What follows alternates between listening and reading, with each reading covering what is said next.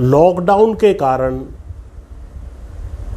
पूरे विश्व में चीनी की मांग काफ़ी ज़्यादा घट गई है और हमारे देश में भी काफ़ी तेज़ी से मांग घटती चली जा रही है। हमारे यहाँ चीनी का 75% उपयोग व्यावसायिक चीज़ों में होता है, चाहे वो मिठाई बनाने में हो, चॉकलेट में हो, जूस में हो, शादी ब्याह समारोह में हो, क्योंकि ये सारी चीज़ें बंद चल रही हैं और आगे आने वाले समय में भी पहले की तरह नहीं चल पाएंगी। तो हमारे यहाँ पर चीनी की जो मांग है, खपत है, वो काफ़ी ज़्यादा गिर जाएगी। यही स्थिति पूरे विश्व में बनी हुई है। पूरे विश्व में भी पिछले 2-2.5 महीने में चीनी के दाम बहुत ज़्यादा गिर गए, 25-30%, और आगे और ज़्यादा गिर सकते हैं। यहाँ भी चीनी मिलों से चीनी का उठान नहीं हो पा रहा है, इसी वजह से हर चीनी मिल के गोदाम में चीनी के पहाड़ बनते चले जा रहे हैं। चीनी जब नहीं बिकेगी तो आपका बकाया भी बढ़ता चला जाएगा। इस वक्त लगभग 16,000 करोड़ रुपए का गन्ने का बकाया उत्तर प्रदेश में हो चुका है और अब सरकार को मजबूरी में किसानों को गन्ना बकाये के बदले 3-3 कुंटल चीनी देने की स्कीम लानी पड़ी है। आगे ये परिस्थिति और ज़्यादा विकराल रूप धारण कर सकती है। दूसरा उपयोग जो गन्ने का हो सकता है वो एथनॉल बनाने में होता है और एथनॉल बना करके उसको पेट्रोल में मिक्स कर दिया जाता है। लेकिन यदि कच्चे तेल के दाम गिर जाएं तो पेट्रोल के दाम भी कम हो जाते हैं, तो उस वक्त एथनॉल को पेट्रोल में मिलाने का कोई जो है आर्थिक लाभ नहीं होता।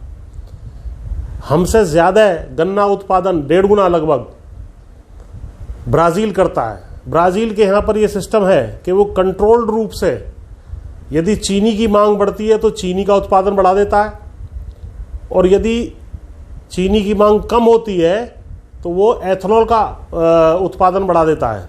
लेकिन इस बार क्योंकि अंतर्राष्ट्रीय स्तर पर ही कच्चे तेल के दाम कम हैं तो मजबूरी में ब्राज़ील को भी भारी मात्रा में चीनी ही बनानी पड़ेगी गन्ने से। तो ऐसी परिस्थिति में चीनी के दाम और ज़्यादा गिरेंगे। तीसरा, जो कुछ शराब आदि में प्रयोग हो जाता था बना करके इसका गन्ने का अल्कोहल या एथनॉल बना करके, वो भी बहुत कम, क्योंकि बिक्री शराब की दुकानें सब बंद हैं, वो भी बहुत कम हो पा रही है। ऐसी स्थिति में वहाँ पर भी आपके गन्ने की खपत नहीं हो पाएगी। इसी तरह जो गन्ने के सह उत्पाद थे, चाहे वो शीरा हो, खोई हो, प्रेस मड हो या अन्य हो, उनकी भी बहुत ज़्यादा मांग रहने की संभावना नहीं लग रही। कुछ चीनी मिलें जो है बिजली बना करके बेच देती थी, बिजली पहले ही यहाँ पे सरप्लस है और इंडस्ट्रियल एक्टिविटी में बिजली की मांग भी कम हो गई है, तो उसकी भी संभावना नहीं दिखाई पड़ रही। तो अतः मेरा विनम्र निवेदन है किसान भाइयों कि इस बार आप लोग गन्ने का रकबा कुछ कम करके चलें। अभी आपको गन्ने के बकाये के बदले चीनी दी जा रही है। अगले साल तक जाते जाते इसकी अगले प्राइस सत्र में अक्टूबर-नवंबर में इसकी स्थिति बहुत गंभीर होने वाली है। आपके गन्ने को चीनी मिलें नहीं लेंगी। अभी भी 15 से 20% गन्ना खेतों में खड़ा है लेकिन पर्चियां नहीं दे रही हैं।